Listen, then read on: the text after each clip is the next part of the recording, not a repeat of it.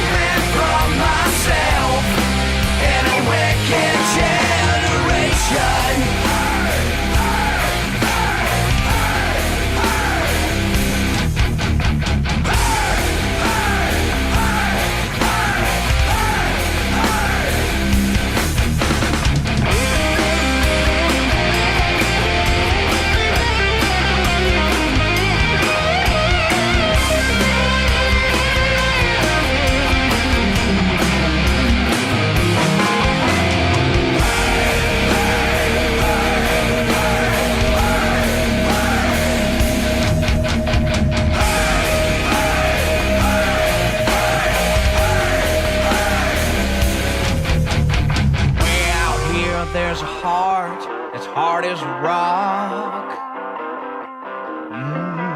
Way out here, there's a kid that just needs to talk. Spend my time getting wicked till I choke. Gotta spend my youth on something before I go broke.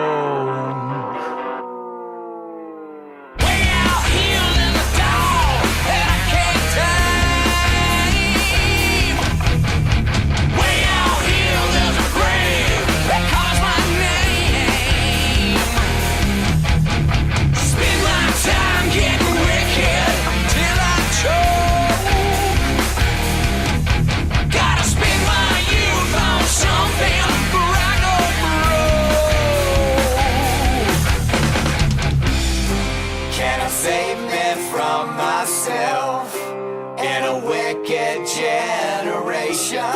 Gotta save me from myself in a wicked generation. Can I save me from myself in a wicked generation?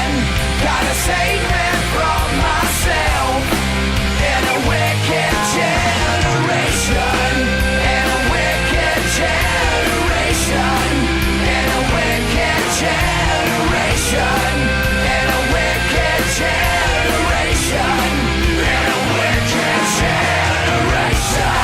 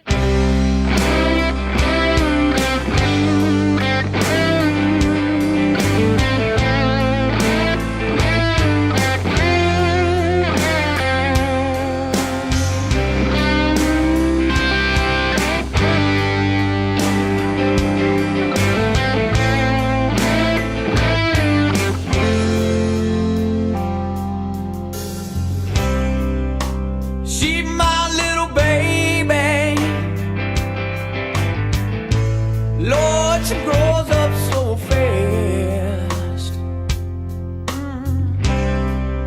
And soon she'll be a lady. Yeah, but the memories will last.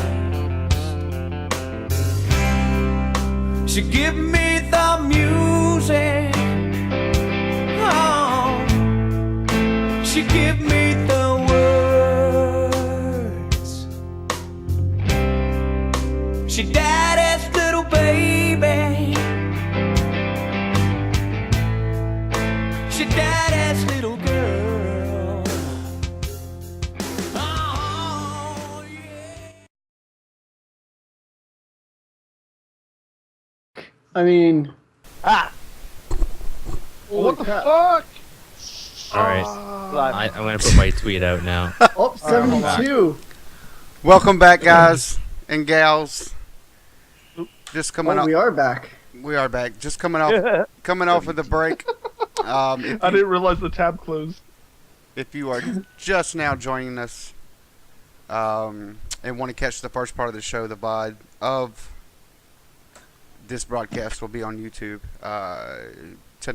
later tonight, early tomorrow, however you want to look at it, as well as all of the other episodes that we have done is also on there. So far, we have talked about the stream grind versus real life. We have talked about esports. And we're going to get into the last generation consoles, possibly. I'll add that word in there. Possibly holding down the next gen consoles. We will talk about Rockstar banning people for using mods in the single player campaign. And we will talk about the idea of season passes. Alright, so who wants to kick this off? Last generation consoles maybe holding down next gen? Anybody, any volunteers to go first? I guess I'll go. Do it. Do it, right. iGames. So, my My game's personal hype. opinion on this whole, next gen being, next gen is like, or I should say last gen holding back next gen, is the fact that, so many developers are trying to work on both versions of the game. They're working on the last gen version as well as the new gen. So I think if they stop focusing on last gen, we'll get better quality games. We'll get, what we paid for, for our system, what we really, really want in these games. And I mean, I just feel like, to this day, I've bought mainly almost every single game that has came out for, next gen, and I've played them, and I've been disappointed with a lot of them, yes, and I've really enjoyed some of them. And the one thing that does, it is stupid. In some ways it's stupid, some way it's good, is I hate the fact of the remastered games from last gen being on next gen. I mean, it does suck that they're doing that, and they're focusing on doing that because they have nothing to bring to next gen. Now, that's going to the point where if they stop focusing on last gen, maybe they'll come up with some better ideas for the next gen games. I believe they just need to stop supporting it.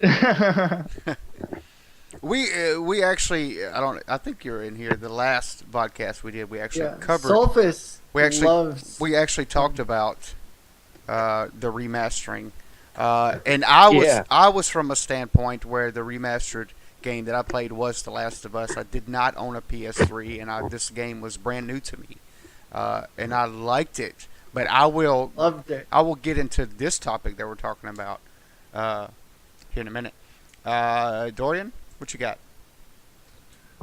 Well, very similar, I guess, stance. Now, what I was saying about remasters and remakes and games and stuff. But yes, I'm starting to see more and more games now. Since the last vodcast, I read. Now, I'm not entirely sure it's confirmed, but a lot of game headlines, publisher or news websites have discussed about another game coming back from PlayStation 3, Xbox 360 to the PS4 and Xbox One, which was called Dishonored. I actually love that game. I played it on PC. It was a fun stealth first-person adventure stealth game. But all that is said, yeah, a lot of these games that are cross-gen, for example, Destiny was a cross-gen game, and that was a new individual property from Bungie. Now, did that perhaps prevent the game from being what it was? Did that limit what? Yeah, did it prevent it from what they were trying to say, whatever their PR was saying? But then it turned out just to be. Now, I haven't played the game, but I've watched iGames, and many of you guys play it. And I know iGames for sure, was very excited for the game, and the beta that came out last summer, but it kind of lost its spark. And the storytelling, like they were saying, this big adventure, intergalactic story that would take place, and it was kind of in pieces a bit, and it's not actually, I guess, completed until you get the DLC stuff, which is supposed to be coming out at some point. But I think a lot of these games, like especially these AAA high-end blockbuster Hollywood budget games like Destiny, Call of Duty, Assassin's Creed, those especially the last two, those two are going to be generating or cross-genning. I don't know what the word you want to call it. It's going to be on PS3. It's going to be on Xbox 360. Still, even though we've had these consoles, the PlayStation 4 and the Xbox One, for almost 2 years now, right? Yep, this November. Yep. So I don't remember too much going from PS2 to PS3, but I know a lot of the focus was shifting towards the PS3 from PS2 because the infrastructure there was quite limited. Now that was a considerable hardware leap from PS2 to PS3, and original Xbox to Xbox 360. Now this last generation leap, yes, there was considerable changes in hardware too, but on that time there wasn't, at least at the very beginning, at least the first 2 years between the release of the PS3 from PS and then moving from PS2 to PS3, we didn't see too many games getting remastered. That was probably about year 4, 5, maybe year 6 into the PS3 that we saw. I remember the God of War trilogy, the Metal Gear Solid HD collection. Yep. A lot of these games were starting to come out at nearing the end of the life cycle of the PS3, getting to the PS4.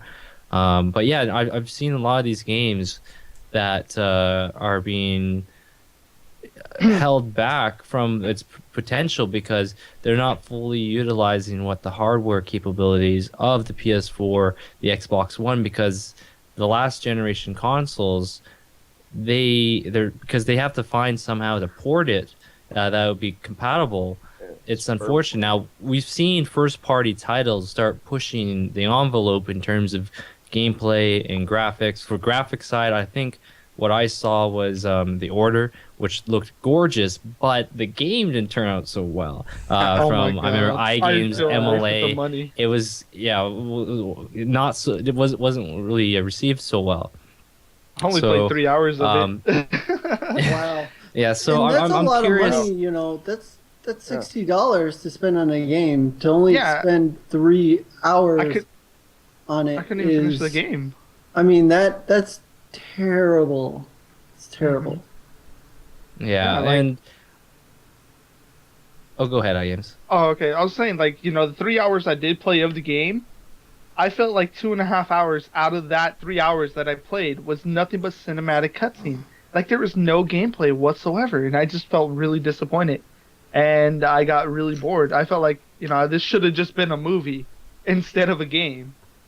Because that's what it felt like. It was just an interactive movie. And that's how I see that one upcoming game coming from PlayStation. What is it? Until Dawn or something? I think it's supposed to be some scary game. I kind of saw some gameplay thing where you just kind of just move the joystick, almost like those Telltale games that you play, but with prettier graphics. That's how I seen that. I've seen some gameplay of it, but not much. And I know actually Solfus, remember you and I were discussing this, that maybe I hope we haven't reached the point where there's complacency in the game industry that where people are just going to be satisfied as is, and yes, we'll get maybe some more ultra real graphics and better looks, but not really push the envelope of what these games can really do. Like, of course, the first person shooter genre continues to sell really well with the Battlefield games, Of course. the Halo games, the Call of Duty. But they haven't really pushed the envelope so much. Like, yeah, the last Call of Duty game I've seen, they put those exosuits on so you could jump a little higher, take a little more damage, I suppose. Like, you have this situation kind of reminded me of Crisis in a way. But I hope, yeah, Titanfall, similarities for sure. But I would just hope to see games like I enjoyed Uncharted. Those games were fantastic from Naughty Dog, and I know here Sulfus got a chance to play that Last of Us. I know he's hooked. He still streams it, still plays it. Naughty Dog makes a great game, and I'm really looking forward to Uncharted 4. And with that type of game, I don't know if they're going to be pushing so much difference in gameplay, because be honest, I am quite happy of where the last 3 games are, but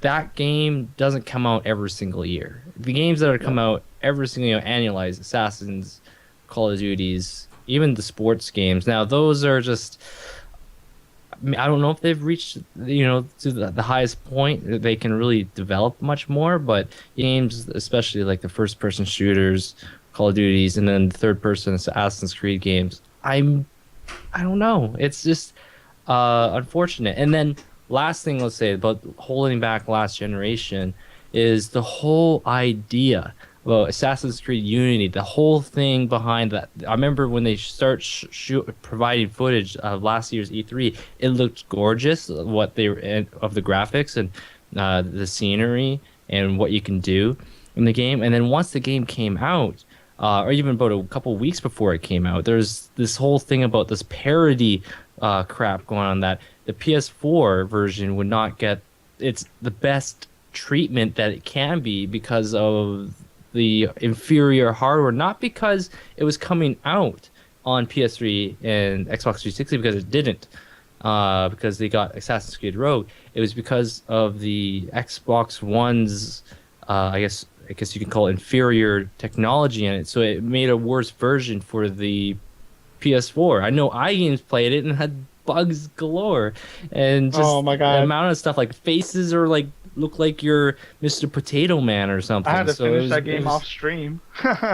Yeah, no, it was really unfortunate to see. And now on the PC side, those PC Master Race folks, now sure, you do get better graphics, higher resolution and stuff, but that is also being limited too of what the consoles, the current gen and last gen consoles as well. So they're not getting full treatment either. But yeah, no, I know that Assassin's Creed from Ubisoft, that was just the whole thing about it. It just stunk from a little after, like 2 weeks before it came out. So now I hope they can get all that story fixed out for the next Assassin's Creed, because I haven't played them in a little while. But just the whole thing, like Black Flag, I heard was great. I haven't played it yet. I heard it was a beautiful looking game, especially going from PS3 to PS4.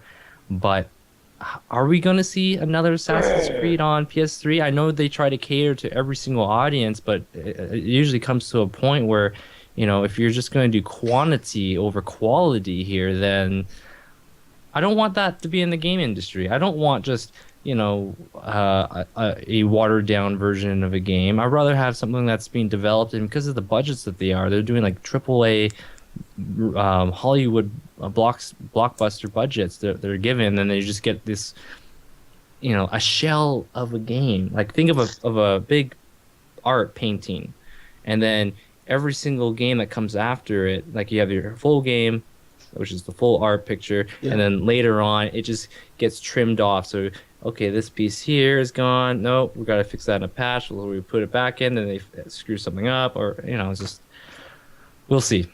I hope games are. I hope it comes to the point where that last generation won't be holding stuff back. As much as I do enjoy my PS3, I don't want to see the initial investment of the PS4, what was promised in its inception, or the Xbox One's inception, or the Nintendo Wii U's inception, being held back because of trying to cater to another audience. And it's unfortunate. It's unfortunate, but people have made these initial investments. They're not getting they're not getting what they paid for. So unless somehow they turn things around, and I know they have the individual teams, but it just seems to get it doesn't work anymore. It seems like you get these watered down stuff. So and $60 for games, or $70 in Canada, $77 where I live in BC. That's with taxes. $77 for a game that you would only maybe have a few hours to play, and then it's done, and it's just broken. First person game. Yeah. Or just like one storyline. Yeah. Exactly. Definitely not worth the investment as far as, $60 goes, or for sure. I mean, Ubisoft has to step up their game, because they've been the ones behind most of the disappointments this year, right? Like, does anybody else? Yeah, Ubisoft has been the major disappointment with Watch Dogs, then Assassin's Creed.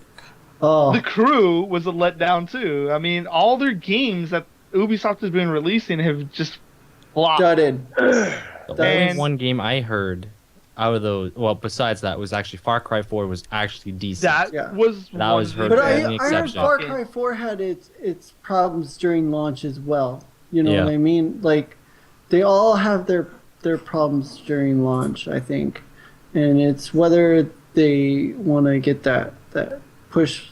They either push for that deadline, or you hold it back and you come out with a more complete game. And I think it'd be better if they hold it back, which is why I love the fact that the Division has been delayed so much. Like, that's good news to me. But it also worries me too. It worries me, but it also I'm glad. I'm like, please hold it back. Don't give me a broken game. That's true too. Don't let me buy, spend my money on a broken game, and then everyone else says it's broken, and then nobody plays it. Yeah, because we're supposed to get 3 major. Well, again, Ubisoft said 5 major titles this year. 3 of them being Assassin's Creed, Rainbow Six Siege, and The Division. Rainbow Six Siege looks amazing as well. It does. It does look amazing. But again, we'll see how it is. We'll see how the thing goes. Usually, it seems like the established franchises, like, yes, all those are pretty much established Ubisoft titles, but the ones that keep annualized, the Assassin's Creed especially, that one has taken a nose. I remember it would come out every second year, and it would fully utilize its hardware that was available. Like, going from Assassin's Creed 1 to Assassin's Creed 2, the gameplay was much better, the storytelling was better, the voice acting was a lot better. Now the first one had its own interesting story, which kind of I gravitate. That's why I kind of liked it. But the second one did improve on. Now with these games that keep coming out each and every year, I don't see that much of an improvement. It's like, we're just gonna reskin the game, and we're gonna throw a little more bugs for you too. So just make us want the game more. That's what hold off games. If they're annually title, just try to push them back like an extra year or something. I mean, yes, the Call of Duty franchise thing is a 3-year cycle now with the 3 different studios, but still, Call of Duty is the same game, running off the same engine, using the same stuff in each different company or each different, studio that's working on it. It's the same thing over and over and over. When are we going to get something new from them, I mean, in the past, it's also made me more apprehensive in buying games. Like, I used to be a big proponent of, having to go to GameStop, pre-ordering the game, getting it at midnight. And now I am more apt to just waiting and watching, and then, I'm more apt to not join into the initial launch hype, and I'm more apt to seeing what people's views are, a week into the game, and then maybe getting it after that, because usually people are pretty, they'll be like, oh, this game is worth it, or, like, I didn't get Call of Duty Advanced Warfare, and people were like, oh, like, a lot of people it, you know, bought that game and pre-ordered it and everything like that. And I just waited, and people were like, "Well, it's better than Ghosts," and I'm like, "Well, that's not saying much." Much, yeah, exactly. I'm like, that's not saying much at all. You know, Ghost was pretty bad, and so they're like, for me to settle and spend $60 on a game plus, you know, whatever I would spend on the DLC just to get, you know, the zombies maps or whatever. Yeah. You you have to know, spend $100. Yeah, I spend That's $100 on a game, and it to be like, well, it's better than Ghosts. I'm like, well, you got to sell me more than it's better than this game that they released previously. That, you know, Yeah. for sure. I'm Yeah, like, same thing that's with not me. gonna work. That's not gonna work with me anymore. And we start to see a lot more market. Don't get me wrong. As I remember looking forward to expansions. I remember Elder Scrolls Oblivion, played on PC. I was always looking for the expansion packs, and you get a lot of content, just a lot of different stuff going on. But now it's like, hey, pre-order bonus. You want to dress up as, you know, a different, you know, just a different skin. And it doesn't really do, it's not much, it doesn't add too much meat Yeah, to it. And you start to see like they're advertising it as like it's its own game now. And that's where I'm like, oh, okay. Yeah. But that we'll talk about that a little later. We'll talk Yeah. about that a little later. But Yeah. yes. The added swag for all your extra dollars. Pretty much what it Or- is. Triple XP weekend.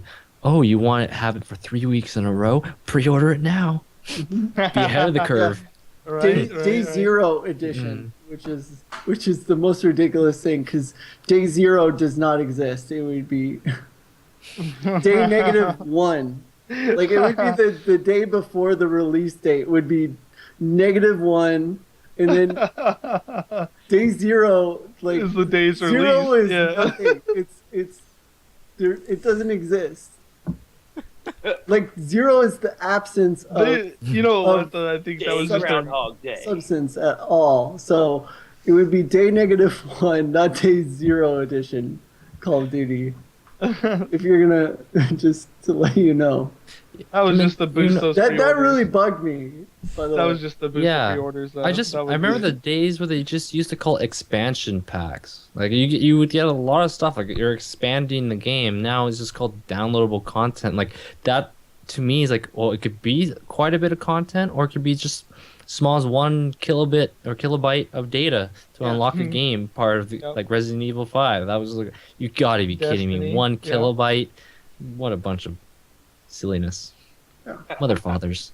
I mean, people have spent like $1 or $2 or $3 on unlocking, you know, some type of skin on Call of Duty, you know, or a camo. That's the thing too. Is microtransactions are going to ruin games. It's going to be like the mobile gaming, pay to win for like everything now. Exactly. Mother father ripoffs. Yeah. Did we get off topic, or are we still pretty on? No, Like, We're still on Do topic. not go to me because I mean, I can't divulge any more on it. You guys have freaking hit it. That whole Well, time. here. Let me just, Bill. Do you think, you know, Xbox 360? Because you play that, right? Xbox 360 is holding back your game experience for the one that you bought and initially with all the features that are promised and everything. Yes, to a certain extent, yeah. I mean, I don't know. It's kind of it's hard to explain for me. And sorry, I really can't think right now. But I don't know. I don't know how to elaborate on that actually at the moment. I'm sorry. I'm drawing a blank. But to answer that, yes, to a certain extent. to me, I would say definitely. It definitely shows in different games. Like, Yeah. for me, like, my main thing is Minecraft, and Yeah. for Xbox, One, we have like a few things. We have like bigger worlds, and that's about it. Um, that's different than the Xbox 360. We're still playing, 8 players at a time. I was talking like I actually had someone from 4J in my stream, and we were talking about this, and I'm like, how come my mobile Pocket Edition Minecraft has unlimited worlds? I can play on servers with hundreds of people, and it's free. I pay $7 for this game on mobile, and I have unlimited worlds. I can play on servers for free with hundreds of people, and my 15-pound next gen Xbox can't even do that. I'm like, there's something wrong here. First off, I'm paying for a subscription, for Xbox Live, and then I'm paying for the game, and then I can't even play like on. They should have servers set up. Like they have servers set up on Battlefield 4. You could rent servers. Like how come we can't do this with Minecraft yet? And PC Minecraft is billions of years ahead of us, as far as servers go. Because I mean, you pay you pay for your game, and then you can access to all these servers, all different types of game types. You can play with thousands of people, and here I am paying a subscription, and I can only play with 8 people max. So when I have 50, 60 people watching my stream and wanting to join, I can only play with 8. I'm like, every time I'm like, oh, I only have, and I talked to the guy about this at 4J. He was more of like a media guy. He wasn't like a developer or anything like that.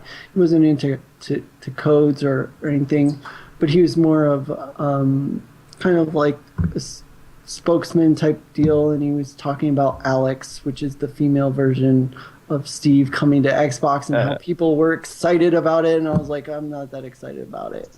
I was like, I would love to have us to have, like an alpha version of Realms, or even that would be awesome to have a realm where I could, and people would pay, for the game. They would pay their Xbox monthly subscription, and they would probably pay monthly for a realm. That they could have, which would be an open world where they could set settings and then invite friends on as well. And I know people would be paying for that because they already do it for Battlefield 4, where people own servers and they rent out servers per month and everything like that. And you could set up your game type, and that's with what, like 24 people. So I think they go higher. They go higher, don't they? On Battlefield. 64 players. Yeah, 64. That's on PC though. I think. No, that's on PS4. PSC, PS4, XB1. Yeah. Oh, okay, 64. So, otherwise, it was 32 for last gen. Yeah. Yeah. So I mean, definitely, I feel the holdback in the Xbox 360 system right there as far as the connectivity. And I was like, dude, I'm like, the amount of viewers I get is based upon, the amount I can interact with them pretty much. I was like, my viewership, is reflective in the amount that I can interact with them, which is why, games where you can interact with them and people can join freely, get a ton more viewers, like GTA 5, for instance, or Battlefield 4. The Battlefield's games get quite a lot of viewership because you can just interact. You can give them a server number. I could type in blah blah blah. Someone could type in server, and then they can just join, and they can join my team, and I don't have to do. I don't have to deal with invites. I don't have to deal with adding friends. That's a good thing for ESO too, because ESO is going to have that now, where you can have a guild with up to 500 people.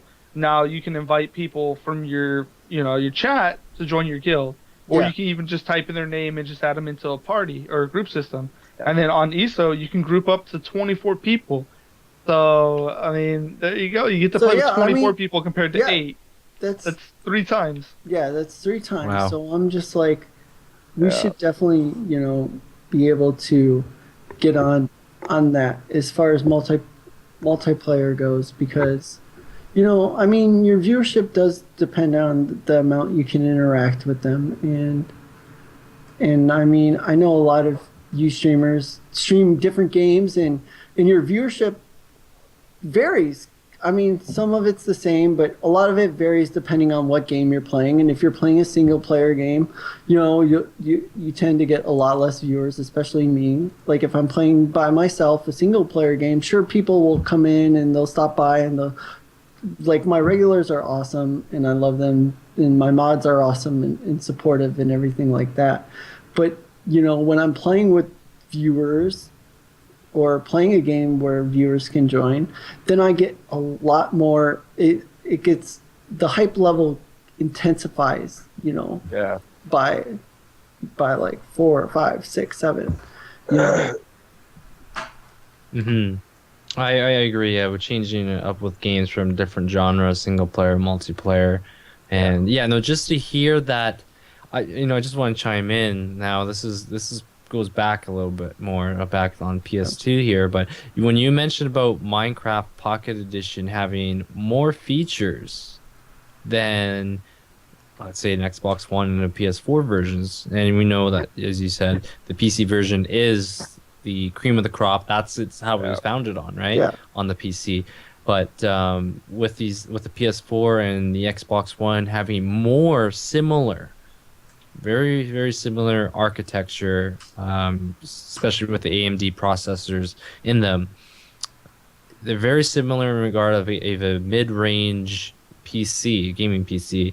And it's strange to see that a Pocket Edition, our mobile phone or tablet, whatever you want to call it, has more features, and you can do more stuff. There's more accessibility in the game, where it's restrained. Now, could it be Microsoft and PlayStation not allowing something?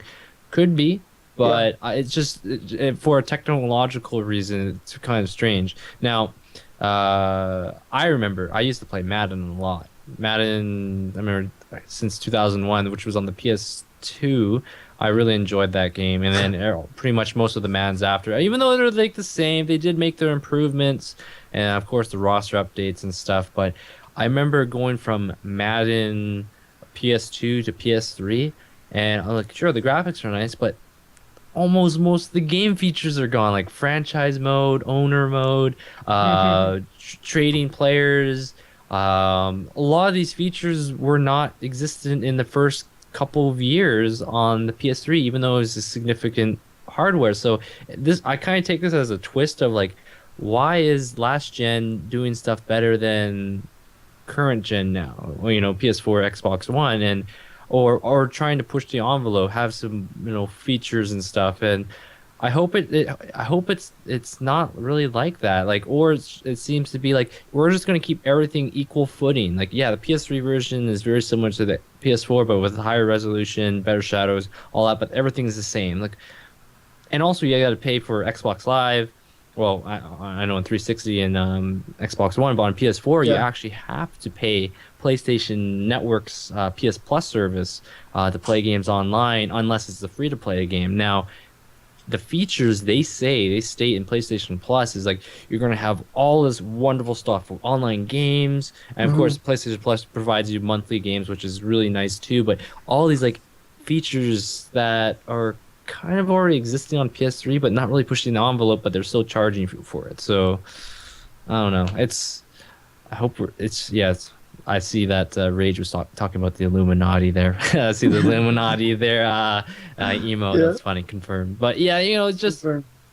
I don't know. It's unfortunate, and I just remember the days where you just buy your PS1 game, buy your N64 game, plop it in. Sure, they'll have some bugs and graphical glitches, but nothing game breaking, and it just worked. And No. if you wanted to do like expansion pack, you would have to buy like another disc to the game, Yeah, and it would recognize your save file on the memory card. They did it right. Like, oh wow, this is exciting. New expansion, new worlds. Now it's just like, all right, we'll throw in a skin here and there. We'll throw in this game mode. Oh, zombies. It wasn't part of the original Advanced Warfare, but we'll just, yeah. Zombies, because why not? Well, no. Oh man, if Cheese was here. I if know, Cheese I was- know, I know. I know. It was funny because she was playing. She was playing Zombie Goat Dying Light. Simulator the other day. Killer no. What was that? She was playing on PC. Was Killer? No, Killing Floor. Floor 2. I think. Floor. Is that zombie-ish? Yeah. Yeah. Oh, Yeah. she's hype on She that. plays all the zombie games. Yeah, but she doesn't really care does.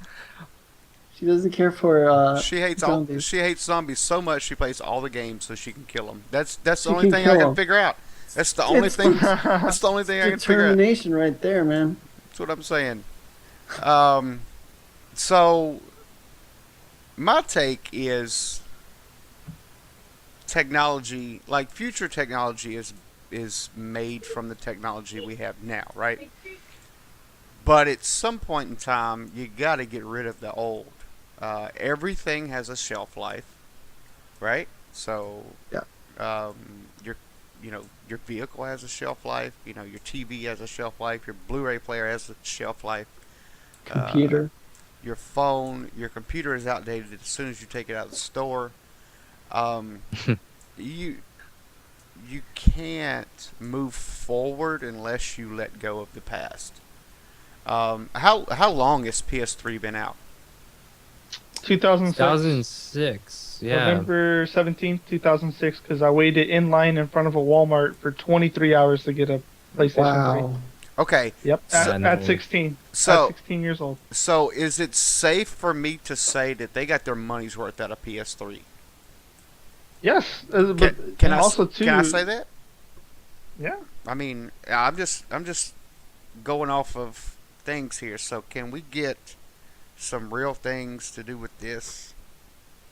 If you also look at it though, look at the past, right? When the PlayStation 3 came out, like a year after the PlayStation 3 came out, or even during the first year of the PlayStation 3, they stopped making games for the PlayStation 2. Yeah. But Yeah. I mean, it's just And it was what was it? Like a 7 years of the PlayStation 7 years. 2? Um, Because it came out, 1999, 2000 for PlayStation 2, and then PlayStation 3 came out in 2006. So like a 7 to 6 year of PlayStation 2, whereas like the PlayStation 3 had the similar things, like 7 years before the PlayStation 4 came out. right. So So you know? so like I haven't said, like everything having a shelf life. I would think that you would want to get as much out of that shelf life as possible. So why aren't these people like developing games? Sure, you can look at all the generations of consoles, and as the the quote unquote next gen, whatever it was at that particular point in time, the games did get better along the line, timeline. But still, it's going to be a couple more years, and they're not going to announce it. They're not going to say anything, but it's going to be a couple more years, and they're going to start developing the next gen. yeah. They're going to start not. I mean, they not probably already necessarily- have started making it, but they're not. It's going to be under wraps. Yeah, I mean, at least in talks, Yeah. plans some kind of way. Which in business sense, you want to plan for the future. I get it. Yeah. But I want, I bought an XB1 and a PS4. I want my money's worth. Let go of the past. Make the new games. And, the skins of the same game, like Dorian was talking about, just coming out over and over again. And also, you were talking about the football, the Madden game. I believe that the NFL exclusive rights to EA is probably the worst thing that's ever happened. Yeah, no. 2K with no competition, they don't have to innovate. They don't have to innovate. No. They don't have to innovate. I'm still. Yeah, I remember a feature that was on a Madden game a very long time ago that I have not seen, and I'd actually have to Google it to figure out when it was. But you could actually make your own plays. Now that was fun to me as a football fan. Creation, doing artwork, making things in games, whatever. Anything that's got to create your own player thing in a game, that's the first thing I go to. Oh yeah. Just because I like doing that, all that customization options, and it just went away. And 2K was putting out some good titles for a cheaper price, and honestly, I believe that EA kind of got scared and said, "We got to do something, or 2K is going to take over, and we're not going to have a football game anymore." Yeah. So I remember there was one for like $20, like the NFL 2K game for $20. Yep. Compared to like the normal at that time was like $49.99, and I'm like, oh, I want to see what this is all about, and they played really well. The NFL 2K games were really good. I enjoyed them. Different commentary, all of it licensed, and then the exclusivity agreement, which just turned it just all towards EA. That was really unfortunate.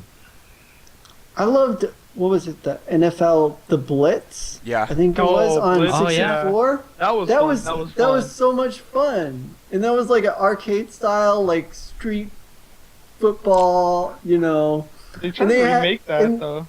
Yeah, they should totally remake that. I would totally be into that as far as gaming goes. Well, no, they did. They did on the, PS3. They had the like X-ray, like shots pretty much where like it would show and the bones like cracking, and like if you got that really good hit. Are you talking about people. the Xbox version and the PlayStation 2 version of Blitz the League or something? Yeah, like Blitz. Yeah. Yeah, but for like just, well, I guess we'll go back just on what I was saying. Yeah, no, just I don't want to see games just as much as people get excited for annualized games, and it's always around this time of year as we get ready for E3 that's next month, and we like to see the improvements. But I feel like this next Assassin's Creed, it's probably going to have some minute, very small, changes. Sure, they're going to take it a different story and different location, but the core gameplay, which I thought was relatively good, now from what I watched from especially iGames' stream, I've lost trust. And it's going to take a while Yeah, no, look right behind. Look at iGames. He's patriotic of Assassin's Creed. Was patriotic. Now, yeah.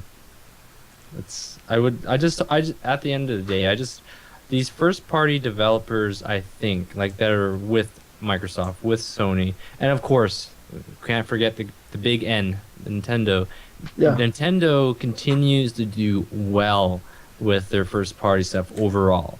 Like Mario Kart 8. I know it's pretty much, it's still a kart racing game, but it doesn't come out every single year. They do great stuff. The Legend of Zelda games, they've always been delayed, but overall they've been fantastic. Ocarina of Time, hands down my favorite game of the Zelda series. Just everything about it, the original score, the art, the story, playing as adult Link, all that good stuff. And there's always debates, child Link, adult Link, but having a chance to see both in the same game, that was really cool. But I'm really just hoping that we can get our money's worth on the PlayStation 4, because I made an initial investment. I remember when it was $299 in Canada, right? Now it's $349. So we'll see how the wind blows, but hopefully we will get some solid games and not just some cop out stuff. Exactly.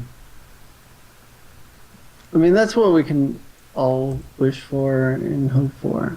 And that, when you buy a game, I mean, a lot of us consider it as an investment, especially if you're a streamer, because you're investing your time, you're investing your followers' time. For it to be a dud is just disappointing and discouraging. When it's unplayable, or when a game is just like, you're like, oh, I just spent $60 on this game, and you're like, oh, I'm playing this, and kind of like when Halo Master Chief Collection came out, and it was just like a huge disappointment and barely playable. I mean, developers just have to realize that this is an investment, that it's not cheap gaming.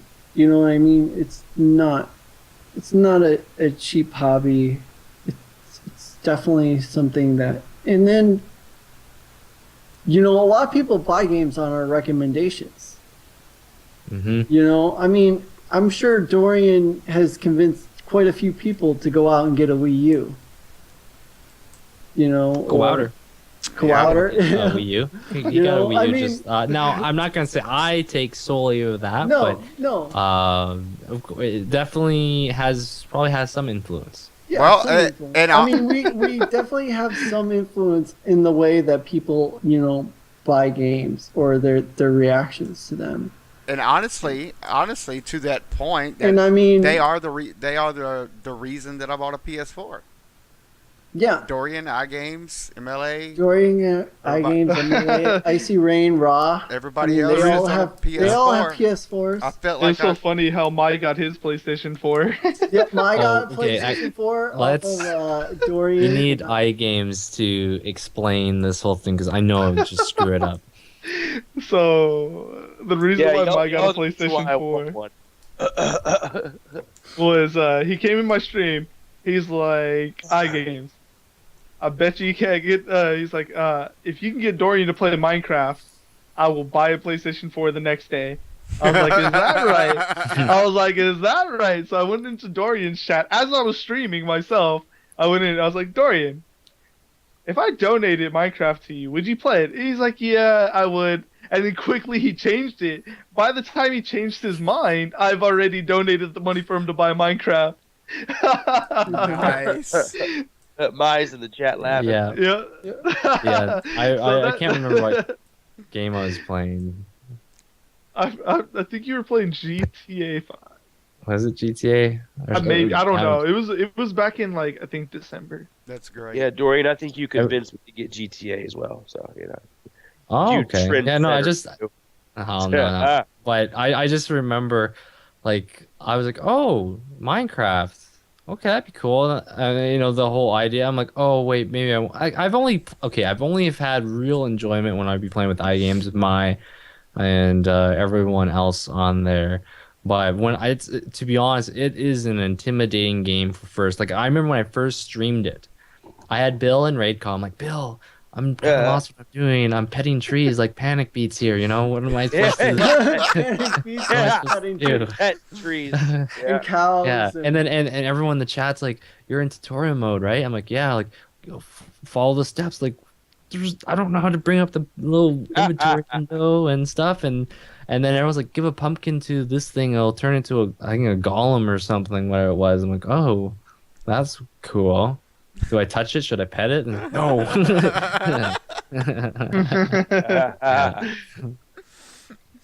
Oh my god, this is too funny. That is too funny. That's a good. I didn't know that. That's how my came across as PS4. That's good. That is good stuff. Bill, you went blank. Do you have anything to say on the last gen? Not really. I think we've really covered everything and beyond. Heard. So, no. Gotcha. Wait, one last thing I'll say for Bill. You got the Retron, right? I do. It's a little bit wonky, a little bit. It's but yeah, I do have it. I have the Retron 2 and I have the Retron 5. Now, when you play the Retron, Huh? when you put your old game cartridges in and be able to experience, I'm sure the controls and all that stuff is a lot different than they are now, but those games hold dear to you, don't they? And just the experiences you had.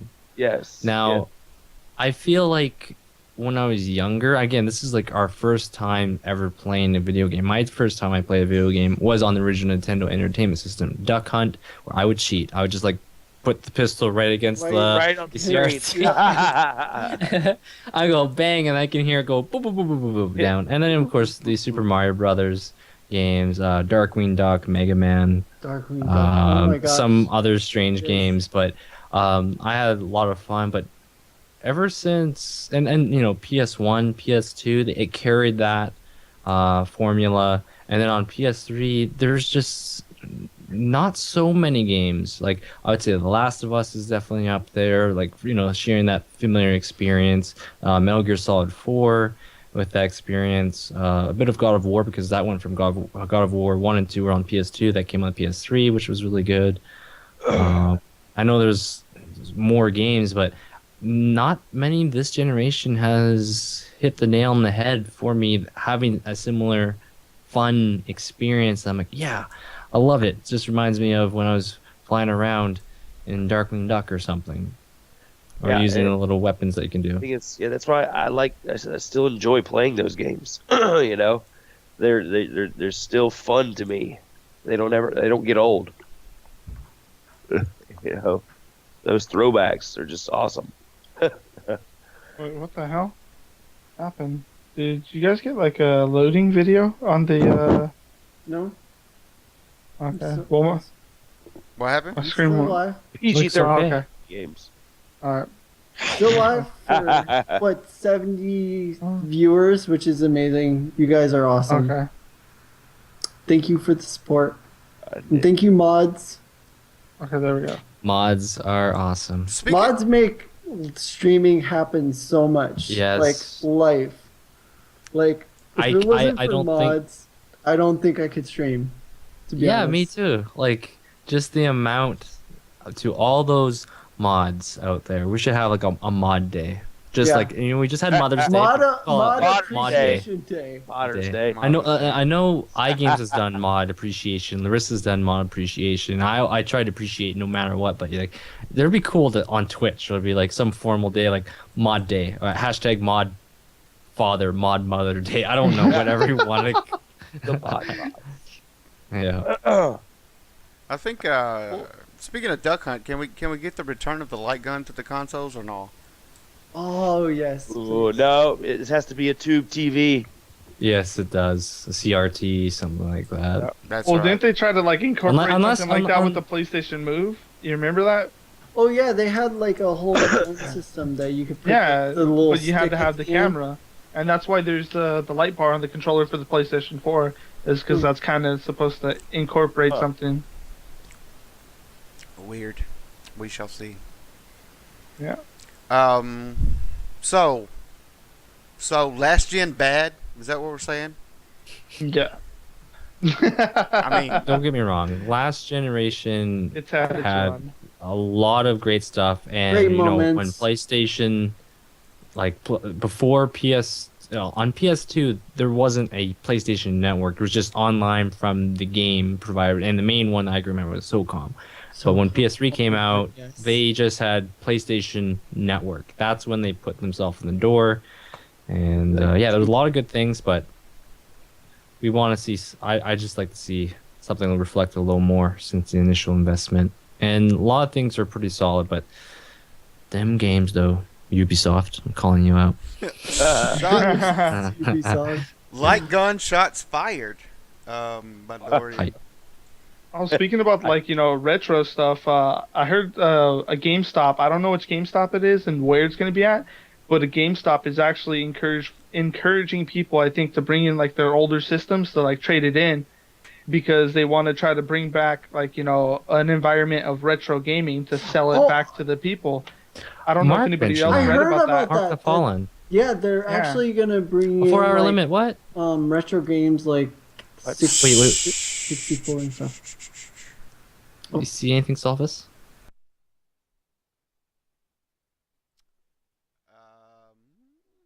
Hey, sorry guys.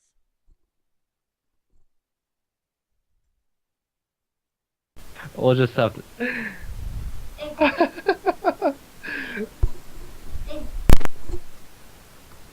Are we all kosher? Yeah. Decent. What the hell? We restarted the call. I know.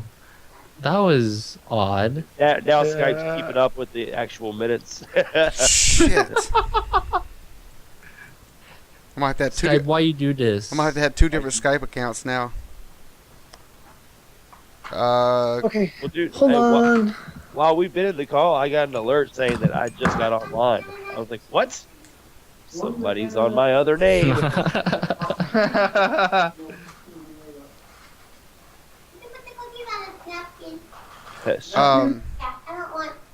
Craig and Bill, restart your cameras, please. Plates to waste. Use the last one. Yeah, I see I will. iGames. I see iGames there. Hold on. What the world? Oh, all right. 2 snickerdoodles?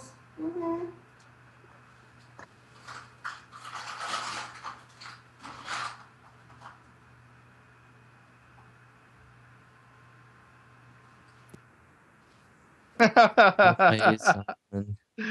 Oh man. First world problems. All right. Let's see here. Hopefully, when they bring the video chat of Uvu to the PlayStation 4, that we don't have these type of situations. Okay, that's another thing. I remember doing PlayStation Network chats all the time on PS3, right? Now, on PlayStation 4, yes, they have the party chat system that lots of people wanted. Like, iGames be playing Elder Scrolls, I'll be playing Shovel Knight or something. We can still chat. But the video is not there. Now I could see that being used, like not during this stream, because that could be a bit tough. That could be tough with the current tech stuff. But yeah, that's a feature that maybe it wasn't one of these used, but I used it quite a bit. I remember I just used hooking up it. almost any Are we used back? camera. So Oh, my camera? Bring that up. All right. Hey, McManly. Hey, we're back. Hey. hey, Uh, hey. Sorry, guys and gals. I thought we had that Skype thing figured out, but apparently we didn't. So, Camera hype.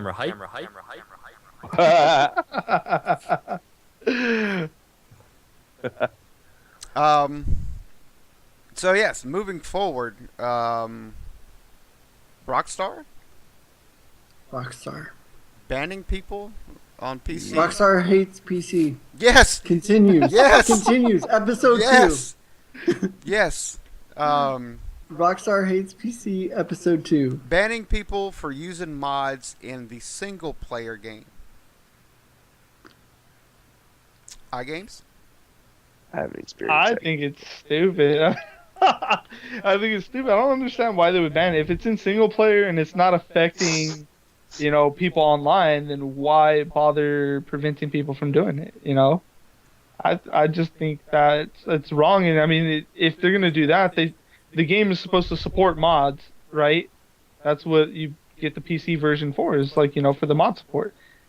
Why are they going to limit that and take that away from people if you were trying to promote that with, the PC version of the game? So I think in terms, it's making the company look bad, in my opinion.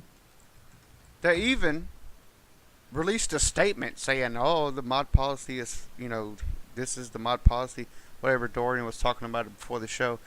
Yeah. I've seen videos of these mods, and they're hilarious.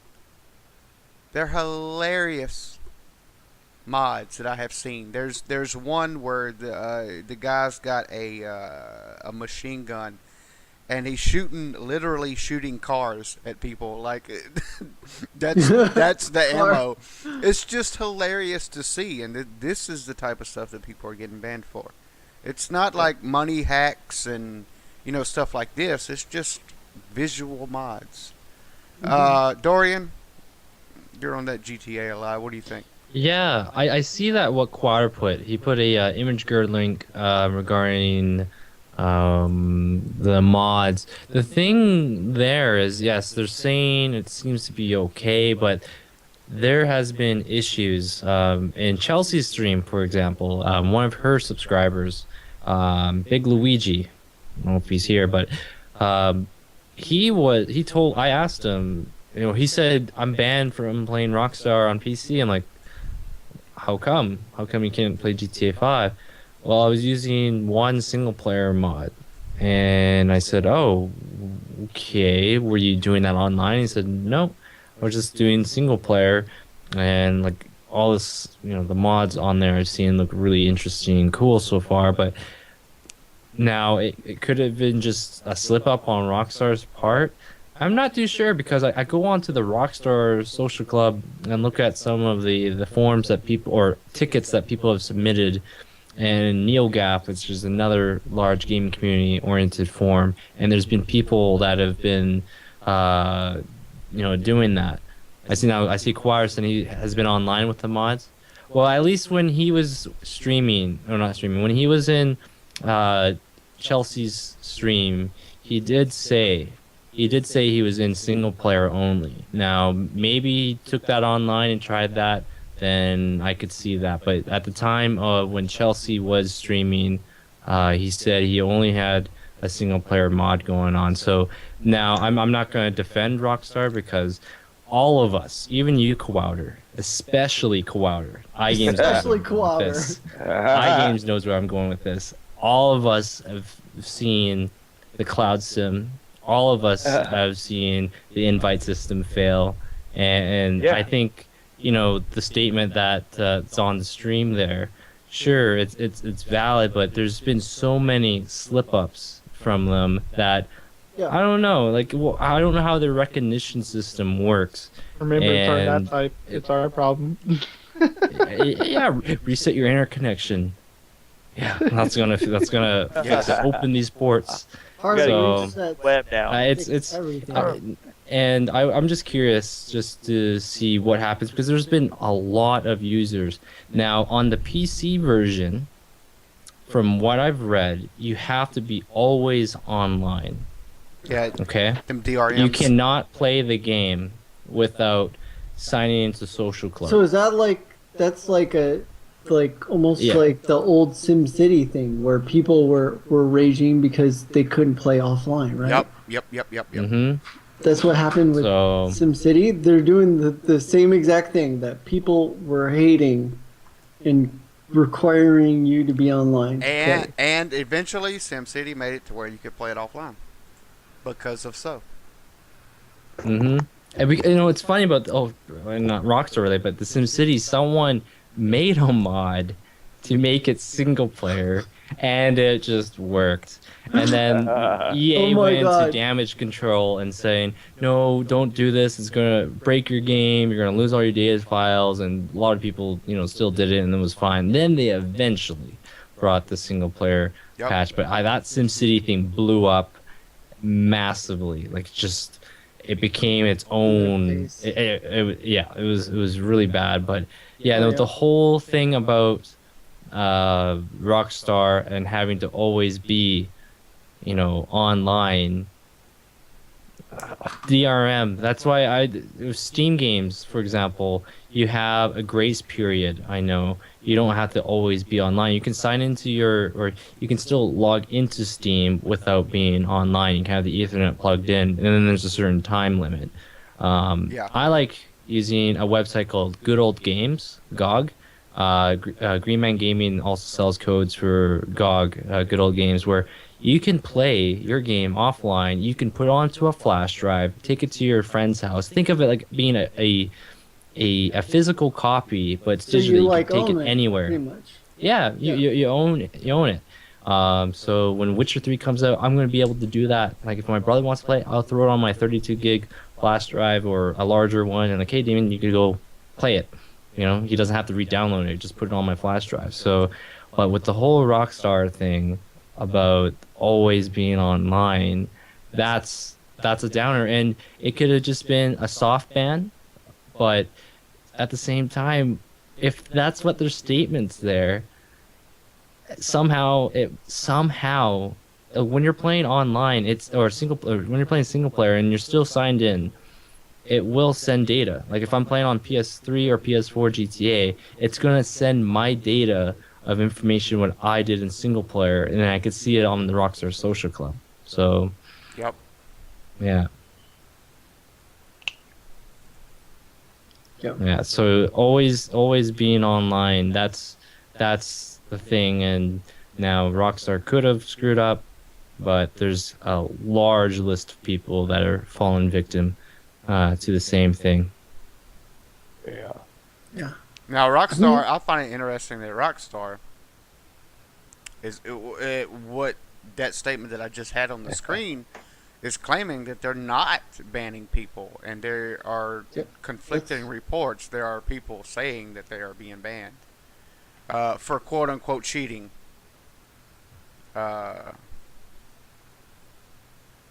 So, where's the real story? Yeah, I looked it up, and they said that their mod policy hasn't changed since the GTA 4. So they have the same mod policy as far as GTA 4 goes. And Right. that's what they said online. That's like an online statement of theirs, is that no one is getting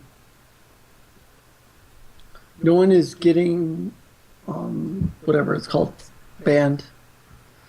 I see what Quire put there too. Now, again, people are just playing this single player, and of course, like I said, you have to sign into the Rockstar Social Club.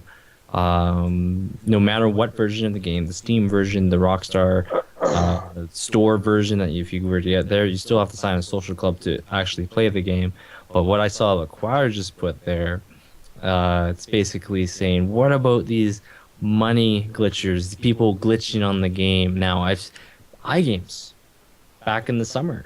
Remember when the modders were real, where my cars would be turned into a UFO? And Oh my god, and the meteors falling out of the sky? Yeah. yeah. Now, I've already submitted a complaint. No, I have not heard back since last summer. Nothing has come back.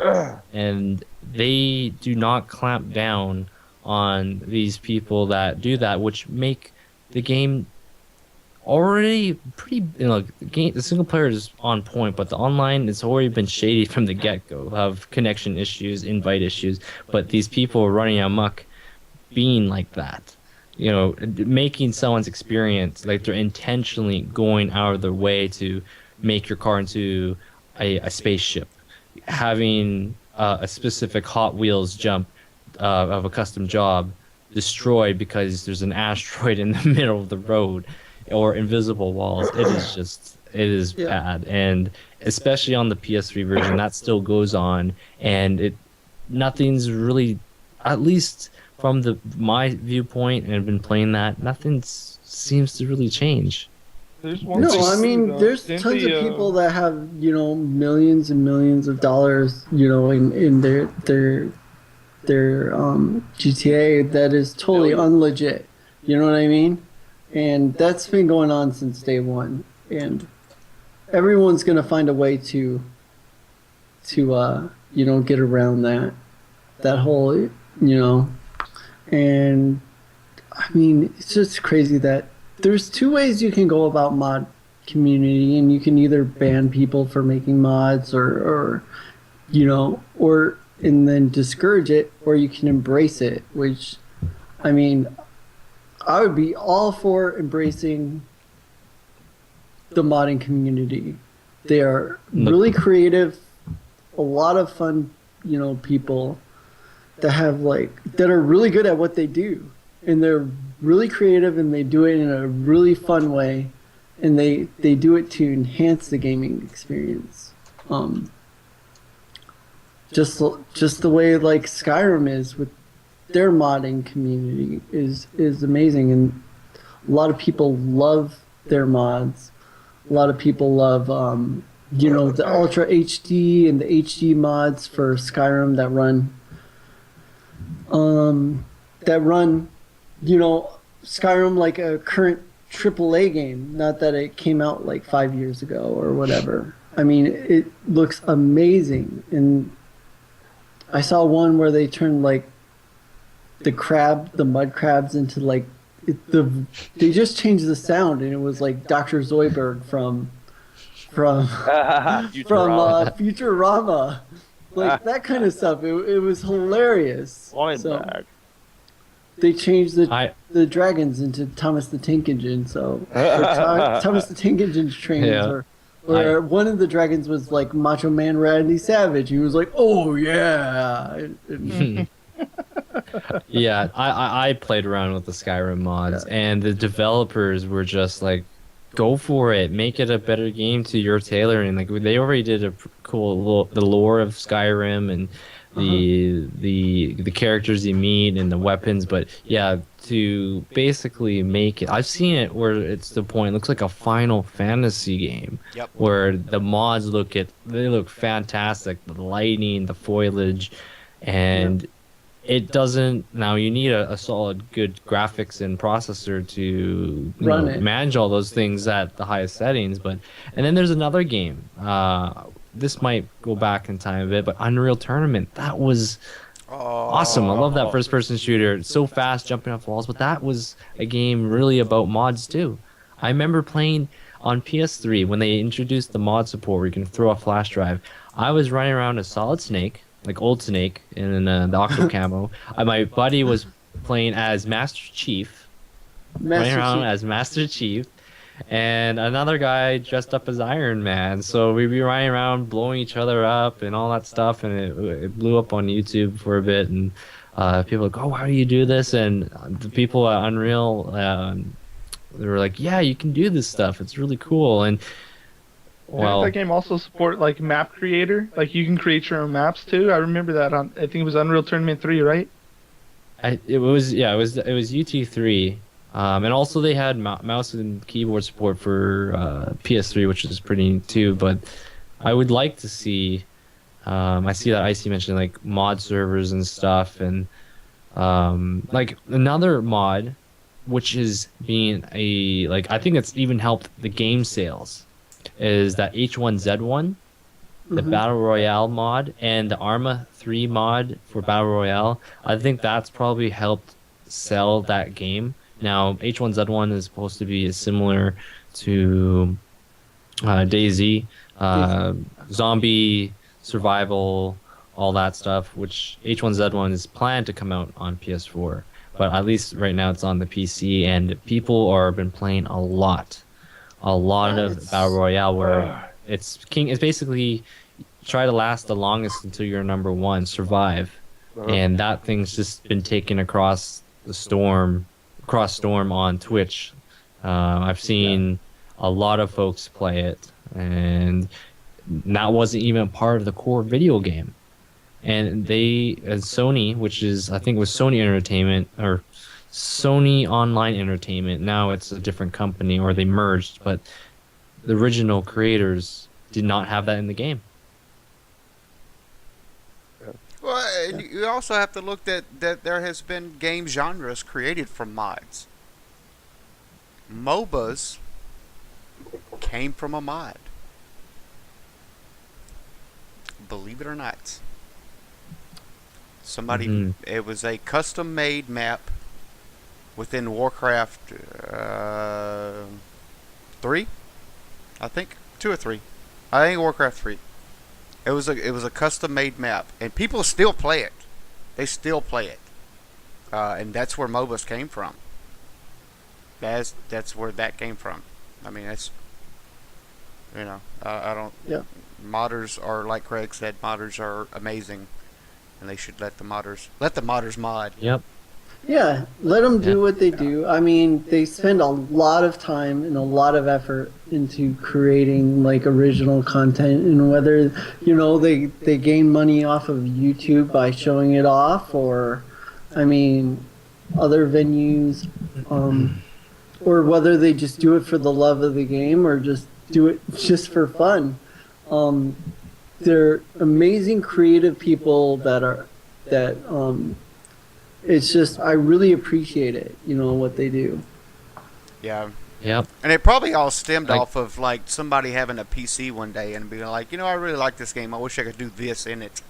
And then his buddy is all like, oh yeah, well I know how to code. Watch this, and it probably just happened. And I mean that's You're probably like, what? I don't know that that's what happened, but I can just like that's how I envision it. Like, go ahead, Selfus. Oh no, I was just making a little. Oh, I was gonna say like Minecraft on PC has a lot of user-generated So many. mods, and as you guys know, I've been playing Dark Souls 2, right? For a while. I didn't enable the mod because I've heard this mod was what's called soft banning, which you couldn't play the game online on Steam. But for the longest time, ever since Scholar the First Sin Edition came out for PC, PS4, and Xbox One, there's a durability glitch where your weapons would break at twice the speed because it was running at 60 frames per second. It's compared to 30, which was on PS3 and on the Xbox 360. So your weapons would break. So on PC, before the patch came out a couple days ago, or 3 or 4 days ago, I was tempted to put this mod that prevents it, which will set it back to what it should be. But people were getting banned for that, so I didn't do that. And then I see Dom mentioned about DayZ. Now, that started off of Arma 2, I think, which was started off as a mod. You're like, wow, a full mod Fledged became a game. Yeah. Yep. And Gary's Like mod. a little- Gary's mod is just mod central Yeah. for everything. Like I seen Mega Man fight a tree puncher. Like how many people have watched like Prop Hunt and all those, and they have like Minecraft stuff on Gary's mod. They have everything. It's just a bunch of creative people in a creative community, and when you get all that type of creativity, people just feed off each other, and they're like, well, oh, you did this, well, I could take it to the next level and do this, and I can make it better, and then it just goes on from there. You know what I mean? But Rod did mention a good thing, like the companies feel like they would be losing money. I do see that, and I think that's why they don't support like mod stuff on consoles, because they could just release DLC and be like, here, you want to play as this character, buy this costume pack. Here, you want to play as this, buy this. Yeah, if it would just be free if we weren't. Yeah, I think that too, but I guess I'll add on is that maybe they're afraid to actually see user-generated content make better game than the actual content that the publisher will be releasing or the game developer. Totally. And we see the rivalry. Like we've seen such great content from user-generated stuff. Like I remember playing Skyrim on vanilla. I'm like, yuck. And then like, all right, I'm gonna download 100 mods and run this game, and I was able to run it. I'm like, this is just amazing. I liked running around as a Superman costume for a while. Oh I my felt god, the overpowered. Ninja Turtles was funny too. I saw that. It changed. Yeah. It changed the entire scope of the game. That's crazy. Or there's like the one where you're like the emperor of Tamriel or something. Yep. The Live Another Life mod, I liked it because Yeah. you didn't start off as like the guy that was supposed to be executed or whatever. You could just pick a starting point, and you just started, as a different type of character or whatever.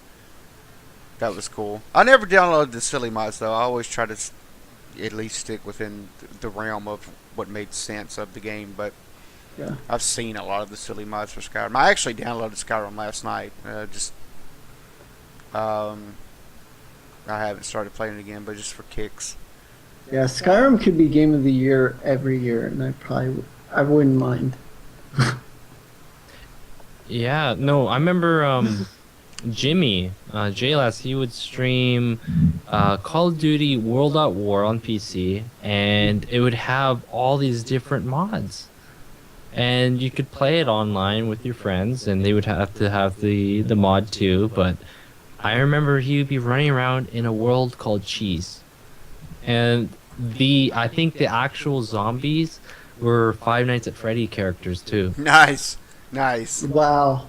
Nice. Yeah. I See, was just like, why don't the game so developers just learn? They find these people are making these mods and be like, hey, won't you come work for us? Like, I mean, it's essentially they're spending all this time and they're not making, real money off of these mods. So those companies ought to wisen up. Seriously. Yeah.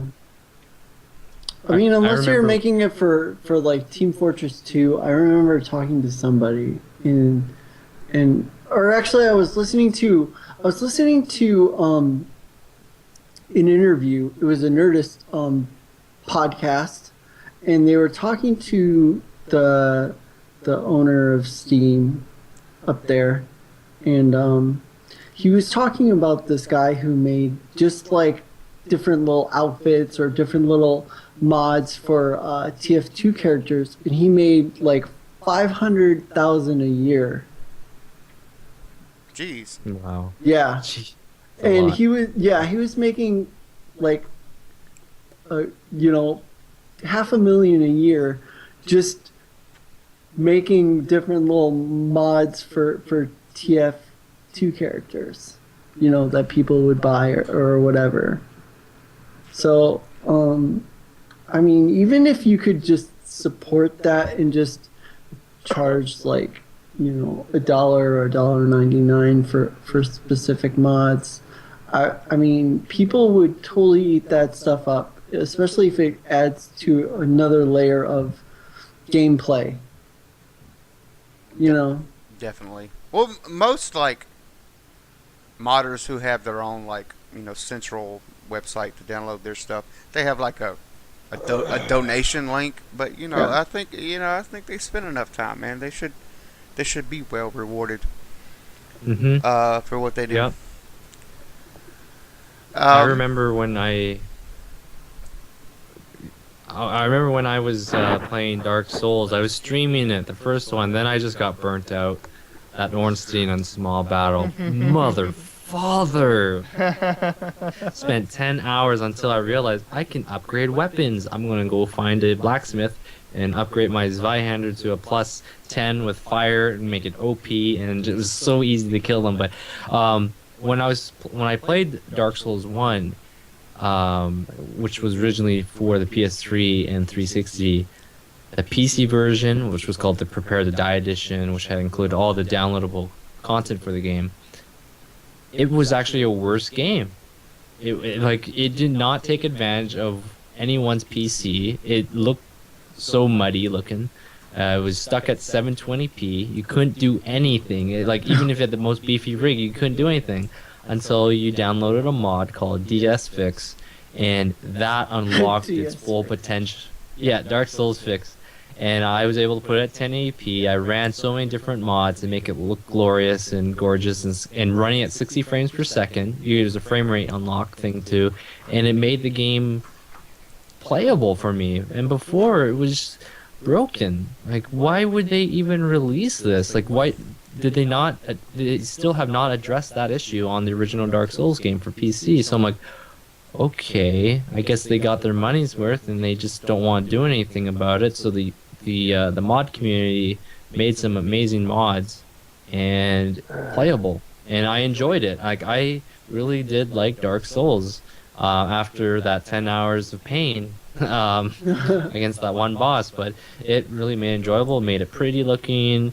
Just my armor set looked awesome. I was very happy. And then the smallest things, like the mod community, that when the Dark Souls 2 came out on PC, it had a lot of the features that the modders already brought in. So, and then there's already other fantastic mods available for the game, which I haven't done yet, but at some point I might. But the whole thing, why does the user database have to find a way to make a better game? And and make it playable. And Dark Souls did a really good job of its core gameplay, but it needed to be tweaked for the PC, and with those mods, it did. Now with like Grand Theft Auto, yes, you're making a better GTA experience. Now doing that online, that's like a no-no, or unless you're renting your own server or something like that.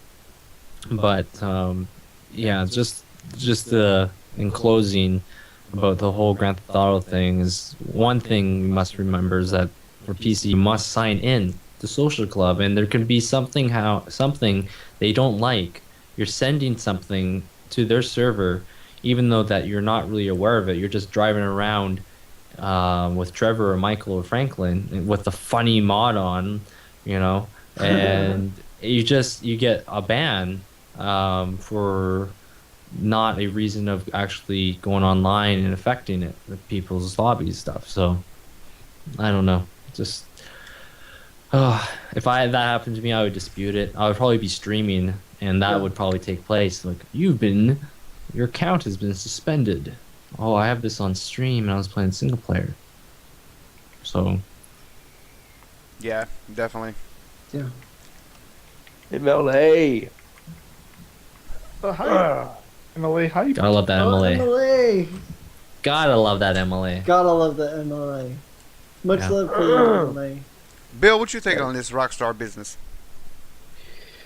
Well, I think it's dumb banning someone for using a mod, especially in single player mode.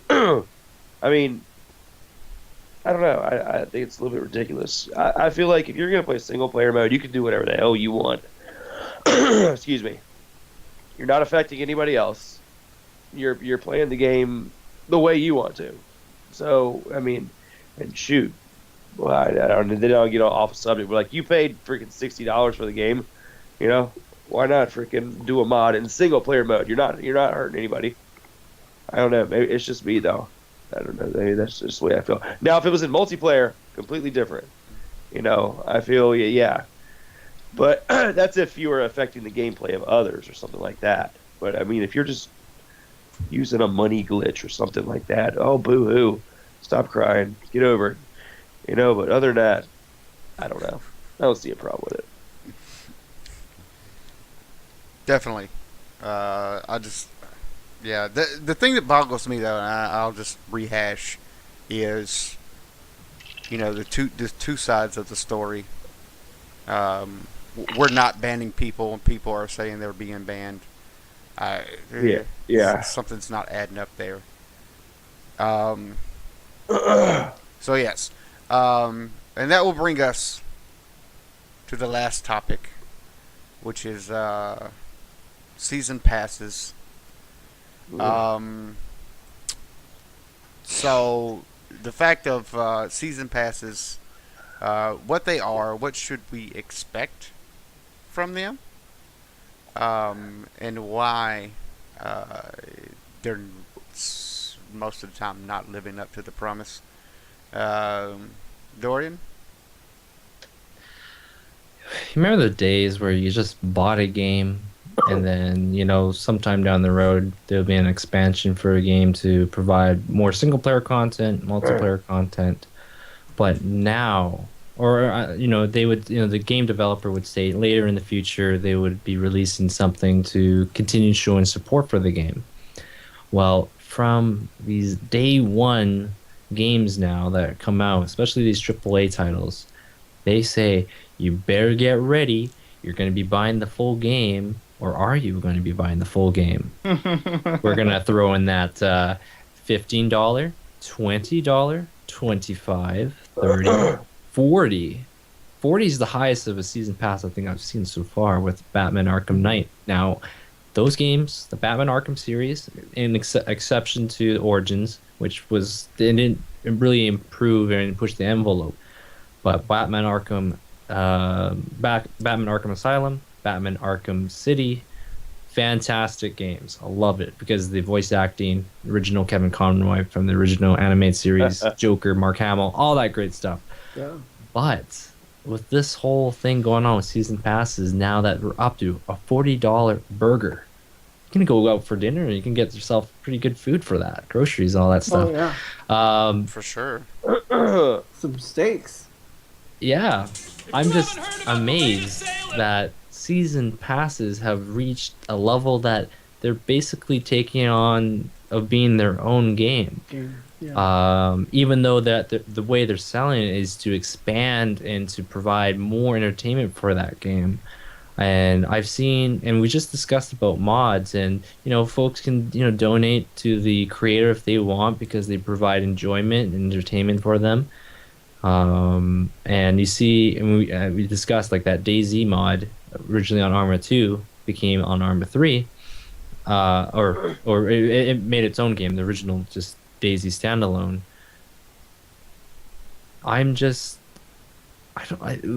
The prices of games are already quite a bit. It's in British Columbia, Canada, where I live, Western Province. Games cost about $77, $76 ish, with some cents in there, with final sales. Now, on top of $40 for an expansion, what they want to call it, DLC, I don't know. And you are taking a gamble on what stuff that there's going to be included. Sure, they've already detailed some of the stuff. Saw some Batgirl stuff, some like a prequel to before her becoming Oracle, Barbara, if you guys know DC, Yeah. Batman lore. But what about everything else? Okay, so I don't know. We've seen in the past. I think iGames knows I'm going. Assassin's Creed Unity. They had a season pass. What the heck happened to that? What happened to it? Well, you know what? It was canceled. It was canceled. And to reimburse the people that bought the season pass, we're gonna give you a game of your choice from Ubisoft. A game. These games would be going $60. Since you paid whatever amount for that season pass, we're gonna give you that $60, and because all the other Ubisoft games were so great, you could just pick one at random. Oh, shit. I'm sorry. I said it. I'm sorry. I'm sorry. My bad. But at the bottom line, we've seen, some good expansions here and there from season passes. Like BioShock actually had some real rich story content. Or BioShock Infinite, that one. That wasn't too expensive. I think it was around 15. But you got a lot of content. And Ubisoft, they're established. I would say that's their front runner right now. Their most dear IP, intellectual property of Assassin's Creed. They bailed on it. So, Yeah. Batman Arkham City or Batman Arkham games have been fantastic. Rocksteady does a great job on these games and all the Batman games they've made. But it frightens me about $40.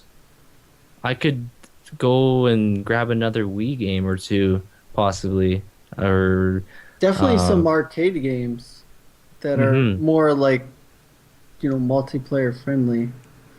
The only issue I have with Batman games is 90% of the time I'm in detective mode, and they're like such beautiful games. When the 10% I'm out of detective mode, the environments are really beautiful, but 90% of the time I'm in detective mode and all the colors are muted and all the characters are highlighted and everything like that. It's the only issue I have with Batman games. I'm sure it won't be changing anytime soon. No. Especially last Arkham Origin game, which wasn't made by Rocksteady. It was by Warner Brothers Montreal. That game was a lot of detective mode. It was like it was a different detective mode where you can see how something unfolded. Batman didn't, or Bruce Wayne didn't use his intellect at that time because he was just starting being Batman, or year 1 or year 2 of Batman. So he had his back computer would try to put together what actually happened at the crime scene. But yeah, a lot of detective mode. But that's a whole different thing. But the season passes, maybe they're just gonna have a non-detected mode. What? Play the game in non-detected mode. You're gonna have a challenge, $5. Yes. Or buy the season pass. Yes. I don't know. Yes. Give us $5 and we will delete a feature from the game. Oh. Not. I must not forget. Another game with a stupid season pass or expansion. Hey, do you want to play Metro Last Light on the hardest mode with no HUD? Oh, Pay God. $5. Nuts. Pay $5. Unlock Ranger mode. Difficulty level. Oh my god. Terrible. Like, does it really? Now, I'm not a computer savvy guy when it comes to code and developing game. I'm not. I'm more of someone that interprets stuff and then I'm able to pass it on. I'm a messenger of the technology, not a developer in that sorts. But a game mode, making something more difficult, does that take a lot of time in game development? I'm not too sure, but to put the hardest mode for that game and No. having to charge for that's No, I don't know. no, because you're adjusting intervals, right? So like every AI has some type of interval attached to it, whether it be aggro radius or how much damage they do to you, or whatever. You see what I'm saying? All you have to do is adjust those intervals. Like you give it more health, you give it more attack. That's all it is. That is really, if you think about it, that's all difficulties nowadays. That's all they are. Now, technically, is it more involved in that? Probably, but not substantial. It wouldn't, not substantially. It's always there. iGames season passes. I think for some games it probably would be necessary, but some games it's not necessary. And as Dorian was saying about the Batman one for $40 is freaking ridiculous. That is just ridiculous. I don't see how any single player game would need $40 worth of extra content unless it was another game that they're adding into it, like look at some of these standalone games like Assassin's Creed. With the season pass you pay for with Assassin's Creed, you get the $15 standalone game, which is about like 8 hours of gameplay. But how often are you going to really play that? And I mean, again, the company responsible for this whole season pass thing was EA. And they started it off with Battlefield 3 with Premium, where you buy all this content and they tell you when you're going to get it and stuff like that. And then, Call of Duty followed along with it with their season pass, and then so on and so on and so on, which started a trend. And now basically every game is like, all right, you know what? Screw it. All these companies are doing the season pass thing. Why not let us do it too? I mean, On the bandwagon. yeah, it's just, I feel like, what some of these companies are doing now is like, okay, instead of giving these people the full game, let's release a season pass which has the other part of the game. And basically, once people see that, we play this game, They already oh, have it produced. They have it already ready to go as soon as the game yeah. comes out. It's not like they're making anything new. It's already there. They're just waiting on a day that they can release it later so you can pay for it. Yeah, the one thing I did like, though, right, about having the season pass for when I played Modern Warfare 3, because I played the shit out of that game, was the fact that they, at least with that season pass, we got content every month. Like, every month they were releasing a new map, instead of us having to wait every 2 or 3 months. Every quarter, Or- Yeah, for the 4 maps. I think if they're going to do a season pass, stuff like that for these games, at least give me content every month to keep me interested in the game, instead of making me wait months to get my content. And by the time the content comes out, I'm already done with the game and bored of the game and saying, like, exactly. screw it. I don't want to even touch it. I wasted my money. So, realistically, if they want to try to keep this season pass stuff going, I think they should seriously reconsider the release date of DLC and how they do all this stuff. So if they start doing stuff monthly, for bigger games, then I think that's what they should do. But Icy, regardless, Batman may be a great game, but $40 worth of DLC doesn't seem like it's worth it. Mhm. I'm not gonna One spend $100 for Batman, play through it, and wait months later for some DLC that's gonna come out that's probably not gonna be all the best about it. And I mean that's just my opinion. I spent $120 something for Battlefield Hardline. I'm not even playing that game as much as I should. I spent all the money into it. I feel disappointed in all that, but still, it's just like they just need to refigure out what they're gonna do. one game developer that I think most of us here, I'm sure if iGames have played Telltale games, they do episodic stuff. Yeah. I know Bill's been working on that Borderlands, Tales Yeah. of the Borderlands, That- and they that release Game of Thrones. every couple Yeah. of months. But then you can eventually just buy the whole game on disc like they did for The Walking Dead, and they sell it for about $30, or sometimes you can get it cheaper on PC through Steam for like flash sales and stuff. Yeah. But I think that model, like, I know you're waiting a couple of months, but the core game isn't complete, and they tell you from that. They're not going to be selling you like if one episode was the full game, like here you go, $40 for just one episode for 2 hours. No, you can buy the Game of Thrones or the Walking Dead or Wolf Among Us games for about $20 straight up, and then what is promised.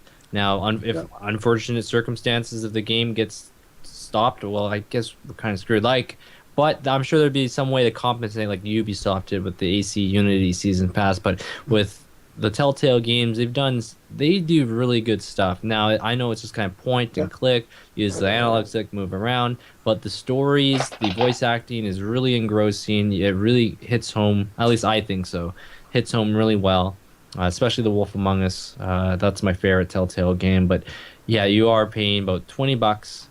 But it's a game that is in episodes, and it's not like you're gonna be paying like a $60 game up front. If that was, I don't know, I'd be even sketchy. I don't think they're gonna do that. But for what they're doing, that model seems to be working not bad. Maybe they're kind of a trendsetter too, with these episodic stuff. Like another game, I haven't played it, but I think Life is Strange.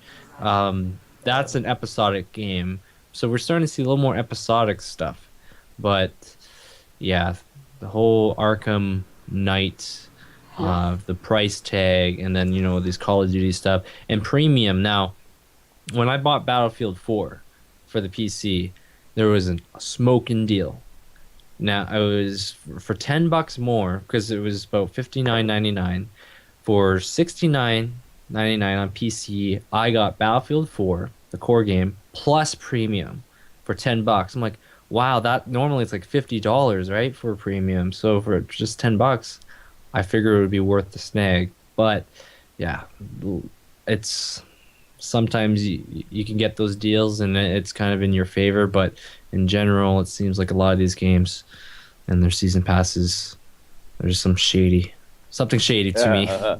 Yeah, actually, to kind of expound on that, because like my girl, she's big into like reading and books and everything, and what she says is a lot of these authors do is instead of creating like one big book and selling it for like $3.99, they cut them down into like novellas, pretty much what they're called, and so they're like kind of like episodic books, and they'll create a big book or a big storyline, and then they'll cut them down into novellas, and then maybe have the first one free, and then the next one 99 cents, and so on and so forth. And you actually end up making a little bit more money off of that. But she said that's quite a trend that's happening as of late with authors. And I mean, I can see people are more willing to spend $20 on a video game, and or pay a certain amount, a little bit towards an episode, rather than spending $60 on like one experience. and then having that bet on whether it'll be good or not. Yeah, but that just sounds like DLC with books. Like that. Yeah. It's terrible. It's terrible. Yeah, I mean it is, but I mean, a lot of people, what they'll do is they'll get the first book free, and then the next book will be like 99 cents, and then the last one will be like $1.99 or something like that. I forget how she said it was, but I was like, what? I'm like, that sounds like Telltale's pretty much in Amazon form. Yeah. It's all the mobile gaming, dude. That's what started it all. Yeah. All those 99-cent transactions, dude. That's what happened. That is what happened. Bill, season passes. You're muted. Sorry, I was yeah. Anyway, yeah, I'm kind of like on the same page as like iGames, especially like with Advanced Warfare. I think I paid $50 for the season pass. Now, as he was saying about Modern Warfare 3, that was worth it because you did get something every month. Now, Advanced Warfare, you're getting a couple maps every 3 months, and after the first 3-4 months, I'm over the game. I'm done with it. I'm like, and I paid $50 just so I could keep up and play these new maps and not be left behind when everybody else is playing on the other maps, so I can keep playing without interruption of gaming. So, do I think it's worth it? No. Maybe, as I said, if they kept up with it like Modern Warfare 3 and did it every month and kind of kept you interested in it, instead of just doing it after a couple of months when you're already done playing the game. Now, when it comes to the episodic games like the Telltale games, I think that's a fantastic idea. I think it keeps you going, it keeps you intrigued. It's kind of like, at the end of each one, you're pretty much just getting a big to be continued, and you want to keep playing, you want to keep going, and I enjoy doing that, and I don't mind paying the $5 for the next game so I can keep going, pick up where I left off. I guess for me, I don't want to play a game and get to the official ending and then pay for a season pass so I can get another ending. Maybe that's just me. Definitely. I remember it wasn't season pass, but I don't know if S-Dub is here, but if you guys might be familiar with the Mass Effect trilogy, I really enjoyed those games. I really did. Oh, yeah. Now the third one, okay, so that catered a little more to the shooter. It took away a bit of the RPG element. Like the first one was a lot more RPG on upgrading your armor, your weapons, and then the second one I thought was actually a really good balance of the RPG and the shooter element. That one was really good. But the third one, so they went more shooter heavy, but at the end of the game, so all the choices that you made, right? All the choices through your journey, your Shepard character, it didn't really work out. It didn't really work out, in my opinion, until they brought a bit of closure with a free update. Now, I know Bill was mentioning about some games where you actually don't get the ending until you buy the DLC or something. Yeah. Stupid. I'm like, go ahead. I'm glad BioWare. I'm glad BioWare had a little bit of pull in this because BioWare got bought out from Electronic Arts, right? And I remember when they used to be an individual, just game studio publisher. That was their own thing, like Jade Empire, Knights of the Old Republic games. But ever since the EA acquisition, that was just, I think, a little before, like, pretty much Mass Effect 2 was done. But that's when were acquired by EA. But yeah, so I could have seen like a full swing EA attempt, like, hey, if you really want the ending of all your choices, you're gonna have to pay $20, or something like that. So, or a microtransaction into the game. Now they didn't do that, but I'm starting to see some games, or we're starting to see a lot more microtransaction in the games. I know mobile has that, like Angry Birds. Like, hey, do you want to unlock the Millennium Falcon 999 times and use that for get your score up? because I've seen that happen. Or